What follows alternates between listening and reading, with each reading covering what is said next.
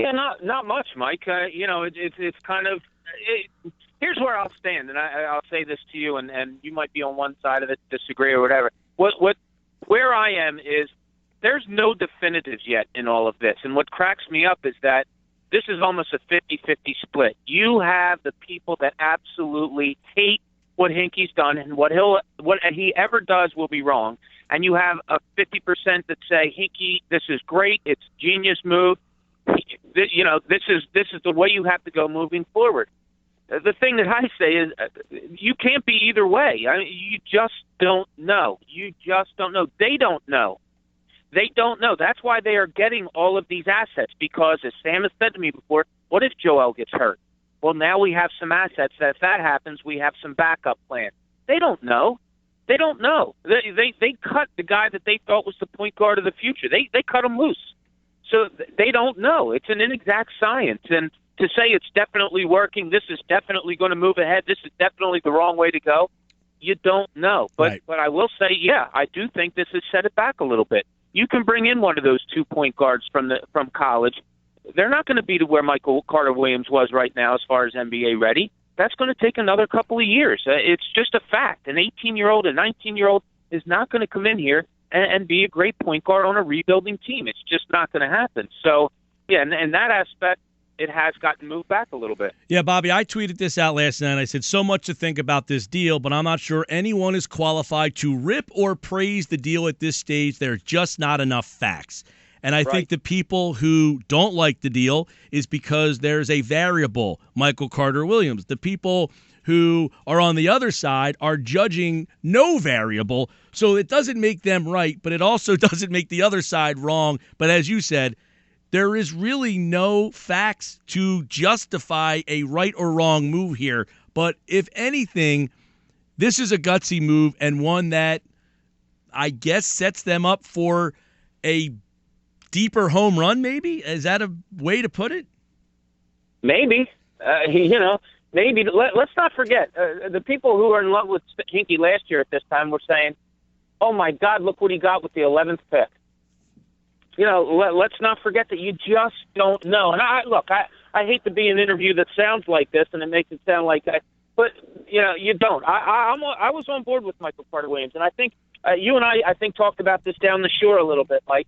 I watched the kid for a year and a half, and I don't rush to judgment. And that's one of the reasons I'm taking this stance as I do now.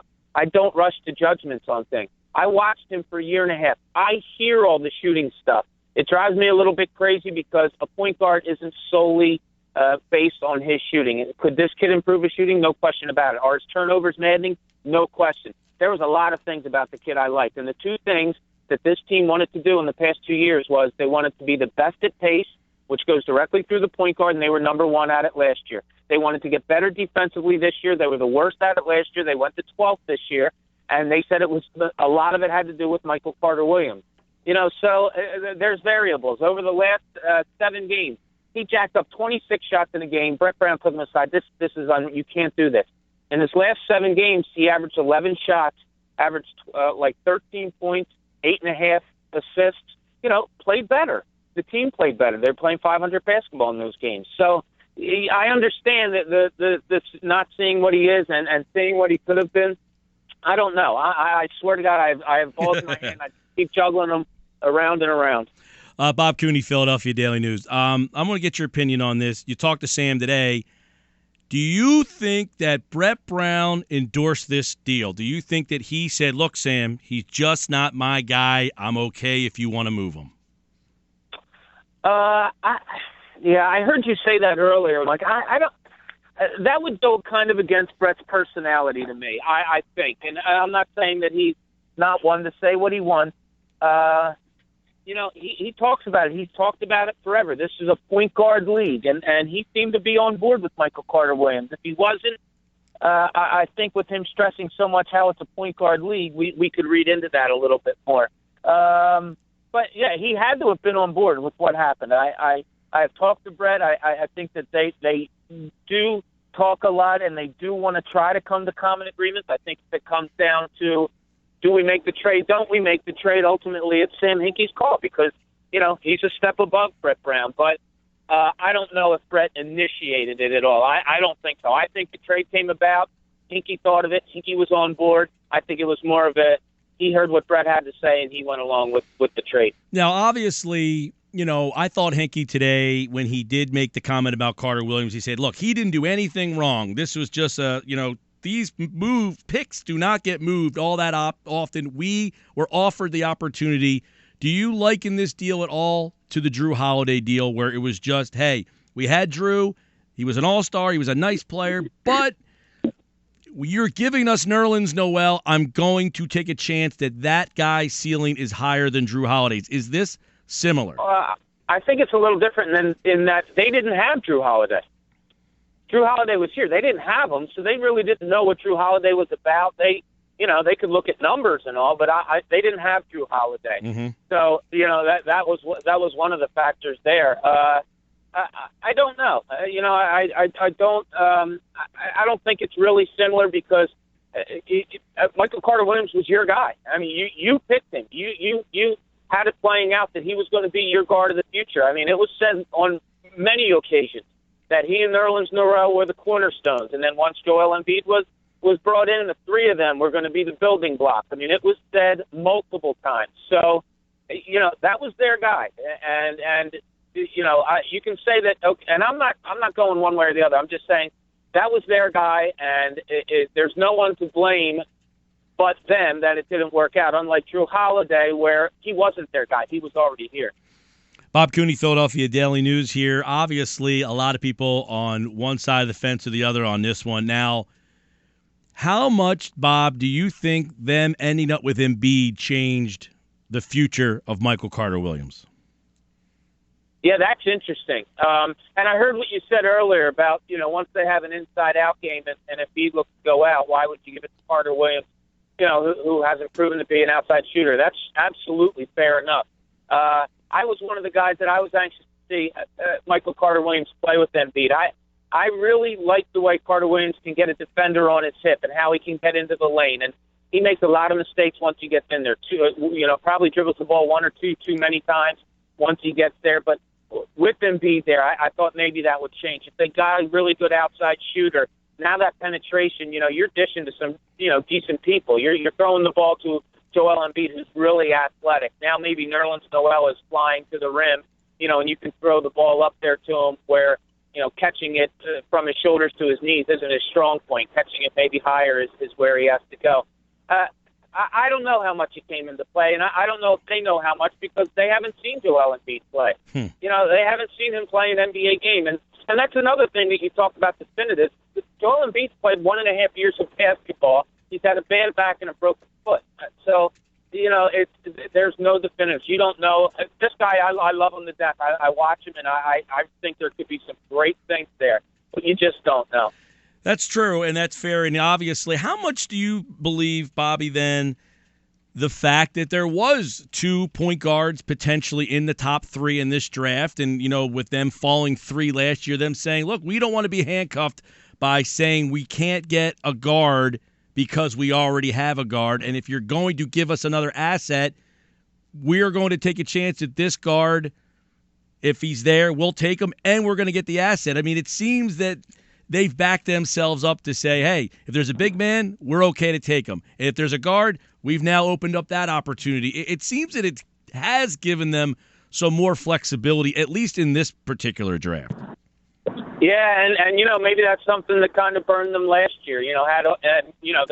They were kind of targeting Andrew Wiggins, and had they maybe had more assets, maybe they could have gotten him, and obviously prior to the Embiid injury and all that stuff. But it's funny. One of the things Hinkie said today, and I guess you have the script there in front of you, was I believe he said it's not so much about specific player and saying, all right, we have this area player. Now it's time to move on and get this type of player. Right. He was more about just surrounding, his coach with a really good team. And so in that regard, I don't know. Are they specifically targeting, a couple of players here? I don't know. Maybe they have so much confidence in Joel Embiid that it's a little local Florida. They don't feel as a fit, and you're right. They put themselves in a position to get one of those two guys. Bob, is this almost like Sam Hinkie saying, guys, I understand you're frustrated, but I'm saving you the torture of 2 years down the road of us being on a path to 42 wins and the 8 seed. We've jumped out in front of this ahead of time. You might be frustrated now, but trust us. Guys meaning fans or guys meaning his players? I would guess Sam, him saying, look, we don't believe that this guy's going to be able to shoot at the level that we need, and we are telling you that now without being so blunt. Yeah, that's a great leap of faith in 2 years, 42 wins. That they're going to, talking to some people in the organization, they're expecting to maybe have a top 5 pick after next year also. So, if that is the case, if they slowly groom Embiid, and if they don't really have a point guard and they don't go, after any free agents, perhaps you're looking at a 20 or below win team again next year. So to anticipate in 2 years, that's going to jump up to 42 or so. That's an awful high jump. I mean, you can look at the future and say, okay, that Lakers pick will become a probability more so in 16 than this year. Right.